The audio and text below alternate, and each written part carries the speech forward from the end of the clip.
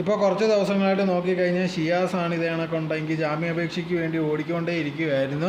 അങ്ങനെ ഇരിക്കുമ്പോഴാണ് ഇപ്പോൾ ലേറ്റസ്റ്റ് ആയിട്ട് പുതിയ അപ്പീലുമായിട്ട് ജാമ്യത്തിന് വേണ്ടിയുണ്ടെങ്കിൽ അപേക്ഷിച്ചിട്ടുണ്ടായിരുന്നു. തനിക്കെതിരെ ഉണ്ടെങ്കിൽ ഇത് കള്ളക്കേസാണ് കൊടുത്തിരിക്കുന്നത്, താൻ ഒരു തെറ്റും ചെയ്തിട്ടില്ല. ആ സ്ത്രീ പറഞ്ഞ കണക്ക് താൻ പൈസയോ കാര്യങ്ങളോ ഒന്നും വാങ്ങിച്ചിട്ടില്ല, തൻ്റെ കയ്യിൽ നിന്നാണ് ഇത് കണക്ക് പൈസ വാങ്ങിച്ചിട്ട് ആ സ്ത്രീ പറ്റിച്ചെന്നുള്ള രീതിയിൽ പറഞ്ഞുകൊണ്ടായിരുന്നു ഇത് കണക്ക് അപേക്ഷിച്ചിരിക്കുന്നത്. പക്ഷേ നേരത്തെ ഒരു ഓഡിയോ വെളിയിൽ വന്നിട്ടുണ്ട്.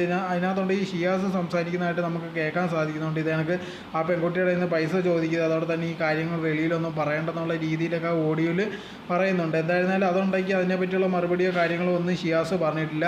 അത് കഴിഞ്ഞിട്ട് വന്ന ഇൻ്റർവ്യൂസിൽ പോലും ഉണ്ടെങ്കിൽ നിങ്ങൾക്ക് അങ്ങനെ ഞാൻ ചെയ്യുമെന്ന് തോന്നുന്നുണ്ടോ, ഞാൻ അങ്ങനത്തുള്ള കാര്യങ്ങളൊന്നും ചെയ്യത്തില്ല, ഇതൊക്കെ എനിക്കെതിരെ ഉണ്ടാക്കി പറയുന്ന കാര്യങ്ങളാണ്, അല്ലാതെ വേറെ യഥാർത്ഥത്തിൽ ഇങ്ങനത്തുള്ള ഒരു കാര്യങ്ങളും ഇല്ലെന്നുള്ള രീതിയിലായിരുന്നു ഷിയാസ് പറഞ്ഞിട്ടുണ്ടായിരുന്നത്. പക്ഷേ ആ ഓഡിയോ പറ്റിയുള്ള ഒരു കാര്യങ്ങളും ഷിയാസ് അതിനകത്ത് ഒന്നും പറഞ്ഞിട്ടൊന്നുമില്ല. അതോടെ തന്നെ ഇപ്പോൾ ജാമ്യാപേക്ഷയായിട്ട് പോയിക്കൊണ്ടേ ഇരിക്കുകയാണ്. അതിലും ഇത് കണക്ക് തന്നെയാണ് പറ്റിച്ചത്, താനാണ് യഥാർത്ഥത്തിൽ ഇത് കണക്ക് പണിയിലായിരിക്കുന്നതെന്നുള്ള രീതിയിലല്ലാതെ അതിനെന്തെങ്കിലും തെളിവുകളുണ്ടോ കാര്യങ്ങളുണ്ടോ അങ്ങനത്തുള്ള പ്രത്യേകിച്ചുള്ള ഒരു കാര്യങ്ങളും പറയുന്നൊന്നുമില്ല.